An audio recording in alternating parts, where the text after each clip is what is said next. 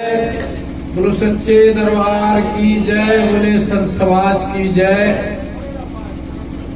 प्रेम बंधुओं, हमारे इटावा दरबार से पधारे हुए स्वामी जी ने आपके समक्ष संत महान पुरुषों की वाणी को रखा, अपनी वाणी को रखा। मूल बात हमें समझने की है, सुनते सब हैं, सुन के समझना बहुत जरूरी है। आपने इस जीवन की महत्व और असारता, पानी का बुलबुला असमानस की जात, और देखत ही छिप जाएगा जो तारा प्रभात। सूर्य निकलता है तो तारे छिप जाते हैं। इसी तरीके से इस शरीर की बहुत कीमती है, लेकिन क्षणभंगुर है। तो हमें करना क्या है? करना है इस मानव जीवन का जो कर्म है, क्योंकि इस मानव जीवन को देवता तरसते हैं। और जब देवता तरसते हैं तो इसका मतलब है इसका बहुत बड़ा महत्व है, इसकी बहुत बड़ी शाख है, इसका बहुत बड़ा कर्म भी है। अगर इसकी महानता है तो इसका कर्म भी विशेष है, वो हमें समझना है। यूं तो हम अपने सारे कर्मों को करते हैं। कल आपने सुना होगा कि पेट ही में जिन पेट भरे, उस परवरदिगार ने हमारे उस समय भी हमारा पेट भरा जब हम मां के गर्भों में थे। और ये बात समझना है कि हम इसी की चिंता में हैं जीवन भर। उन्हें भैया पेट के लिए कुछ ना कुछ करो, माता पिता कहते भैया पेट भरने के लिए कोई उद्यम करो, तो सब पेट ही की चिंता में बताते चले आ रहे हैं। एक माँ थी जिसको महामाता के नाम से कहते हैं मदालसा। मदालसा माँ हुई एक, और आज भी माँ है। उस माँ ने प्रारब्ध था उनका, उनके पिता गरीब थे लेकिन संत थे, विद्वान थे, विवेकी थे।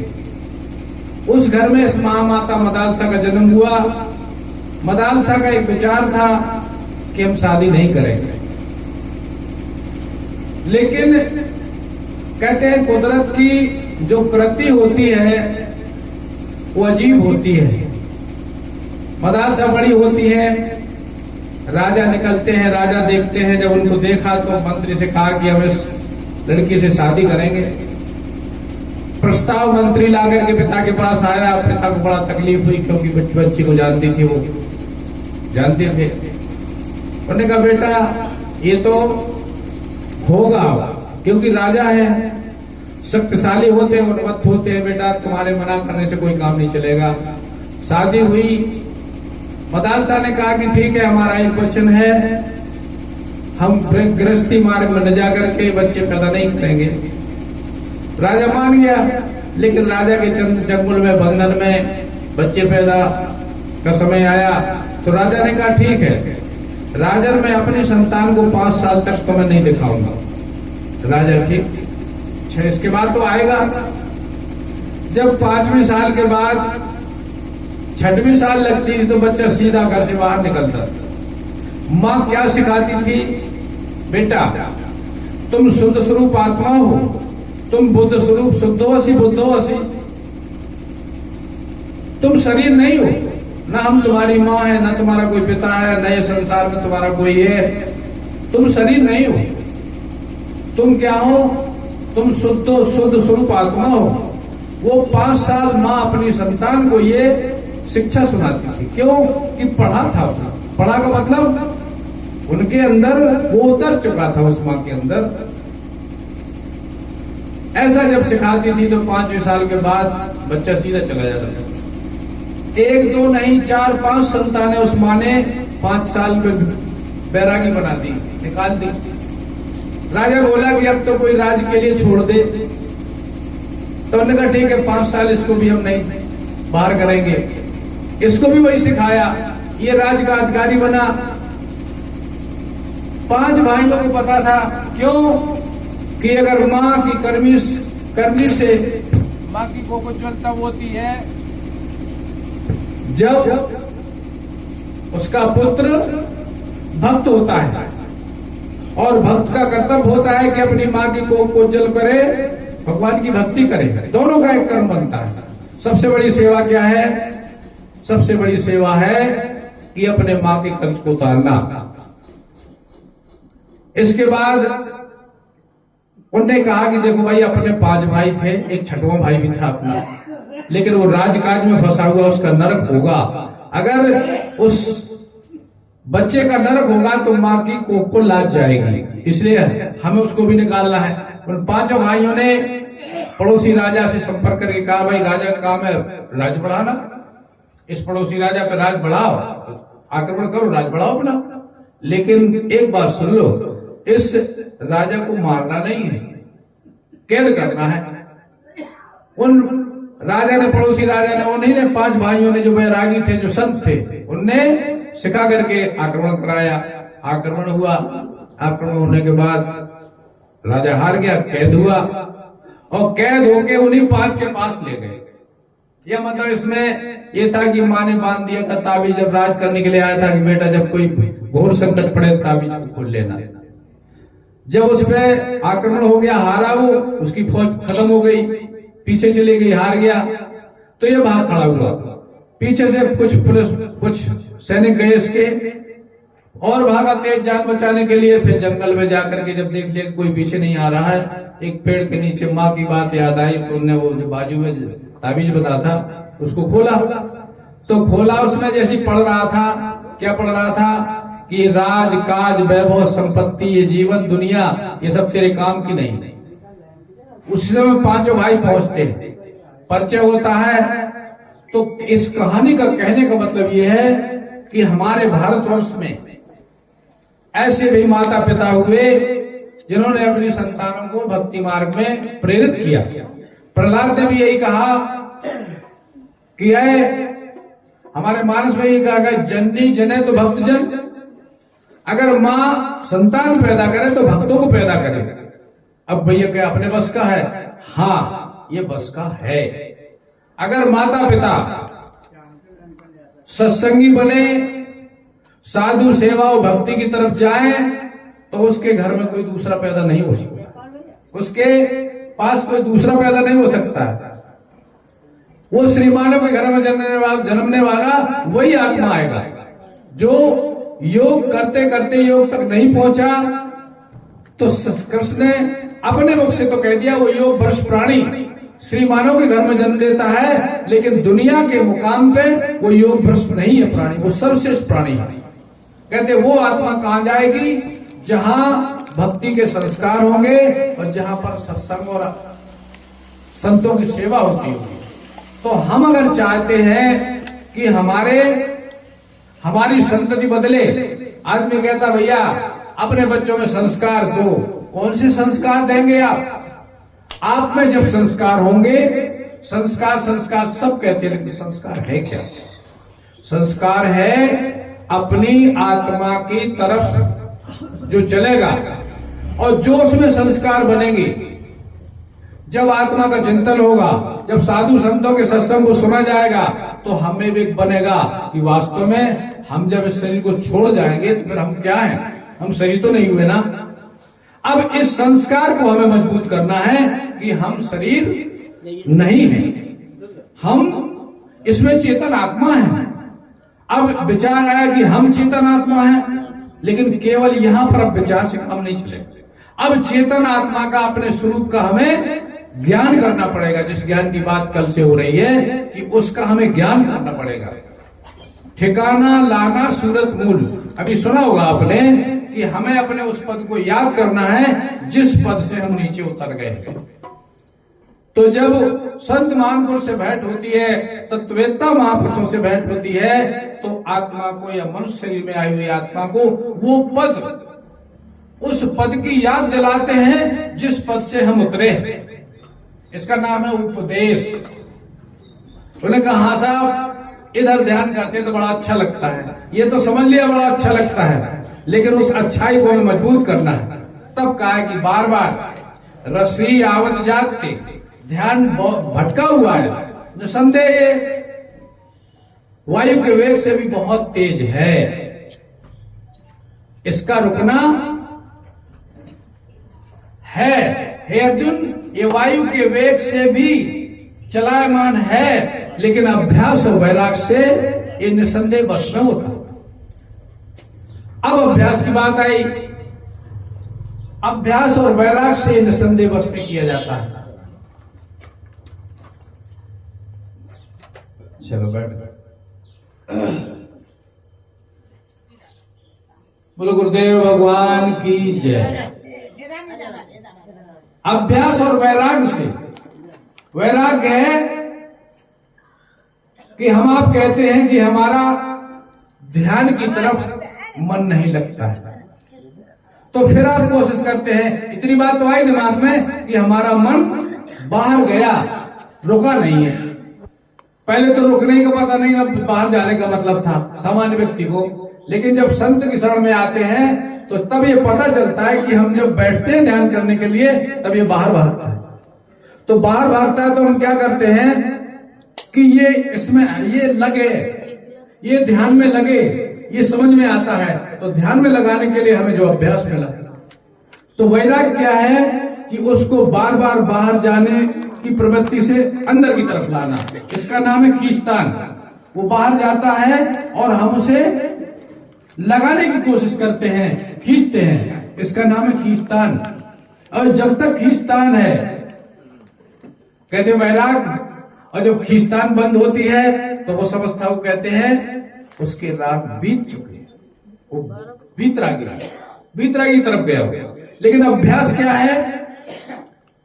अभ्यास हमारे संतों ने जो कहा है कि हे अर्जुन, अपनी शक्ति को मस्तक में अच्छी प्रकार से, ये अभ्यास के अंदर है। वैराग क्या है? चित्त से, क्योंकि शक्ति और चित्त दोनों का काम है यहां पर। वैराग चित्त के बहिर्मुख जाने को अंदर की तरफ लाने का नाम है, और अभ्यास है शक्ति का।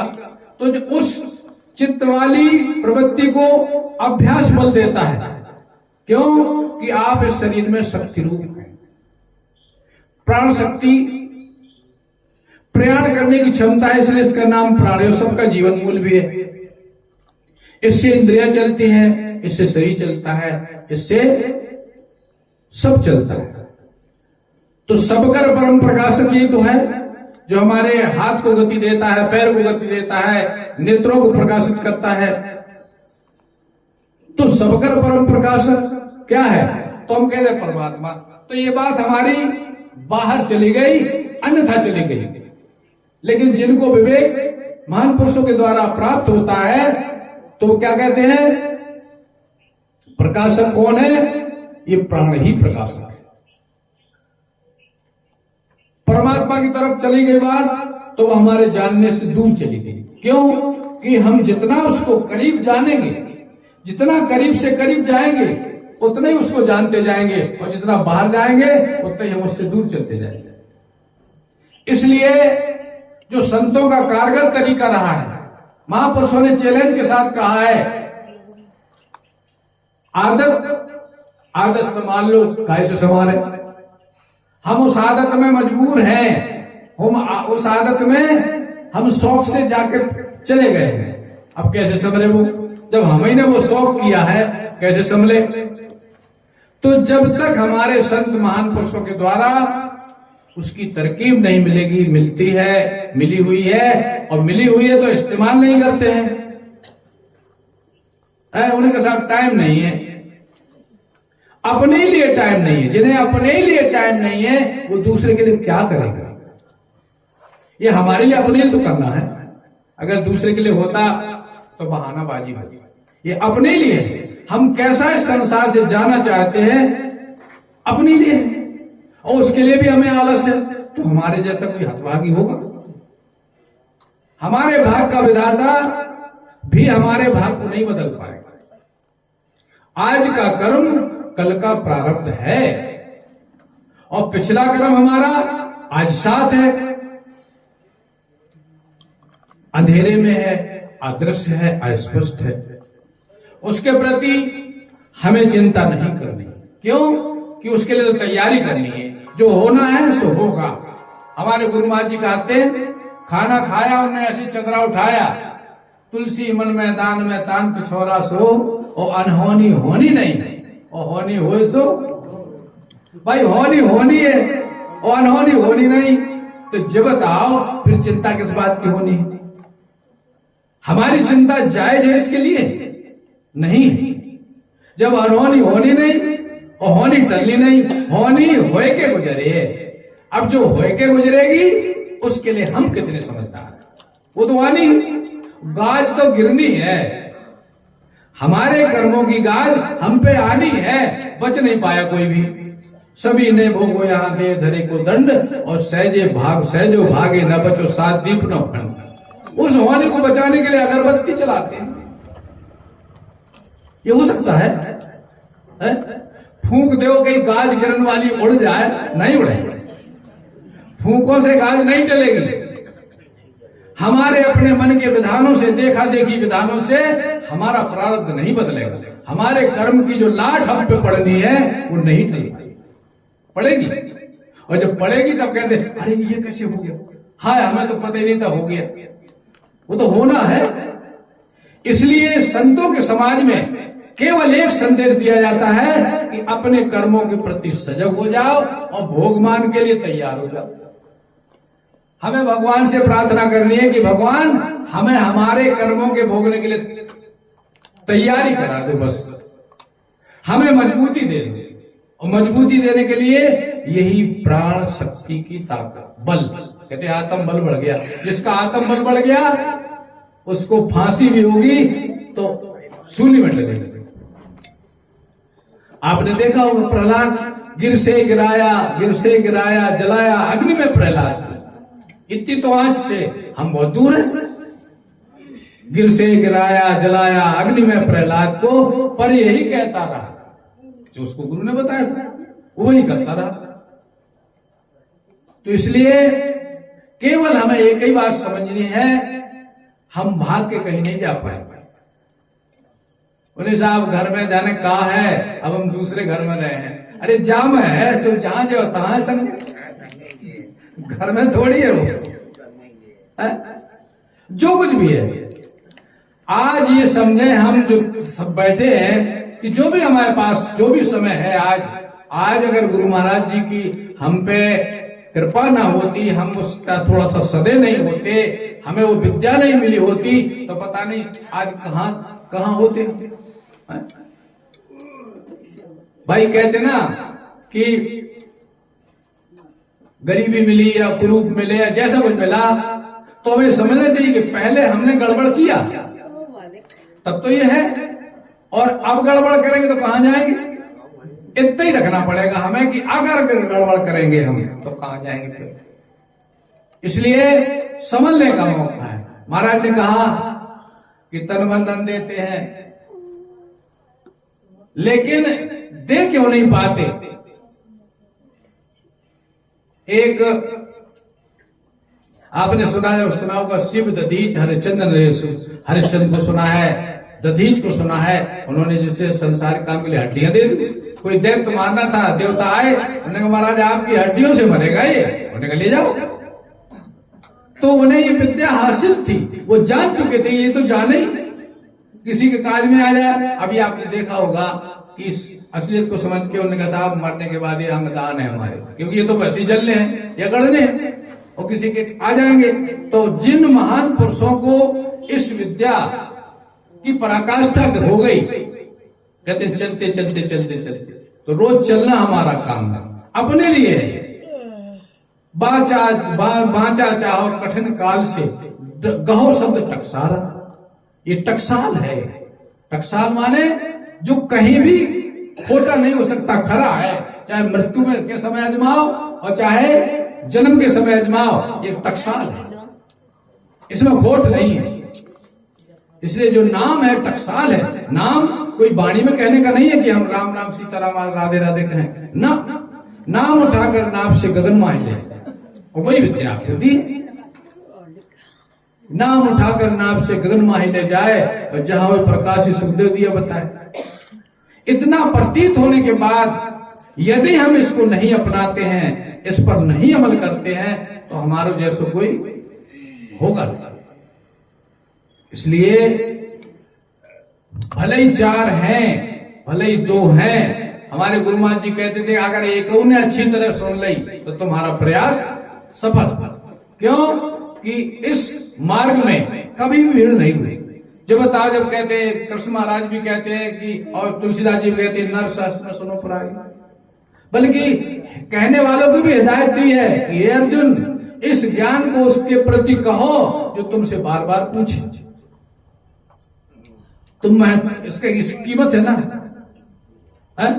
बजाज के पास जाओ, मैंने साहब कपड़ा लेना है, तो मार्केट को लट्ठा फेंके वो, ले साहब ले लो। जब आप क्या होंगे और अच्छी दे, तब वो पॉलीथीन में बंधा हुआ निकालेगा। नहीं, पॉलीथीन में बंधा हुआ निकाल के फेंक के वो खरीदो आधार तो मिलेगा नहीं, गंदा ही हो जाएगा वो। तो इसलिए इसकी बहुत बड़ी कीमत है, जो बिना मोल दिए हमें मिल गई, लेकिन मिल गई है, रहेगी कब? जब शीश दिया जाएगा। शीश देने का मतलब अपने मन की ख्वाहिश, अपने मन की ख्वाहिश जिसने बाहर कर दी वो सबका प्यारा हो गया। जाए न चाहिए कबों गच, तुम संसासने तिनके उरंतर बसो, सोना निज के। ये करने का मार्ग। हम अपनी अपनी करे, खूब सोच लो, जिनने अपनी अपनी करी कि हमारी रह जाए, वे कहूं कि नहीं रहे, उनकी हमारी चल जाए, वे कहूं कि नहीं रहे। क्यों कि अरे भाई, जब बताओ काऊ को अपनी बात मनवाए हुए में आराम है कि काऊ के मान ले हुए में आराम है?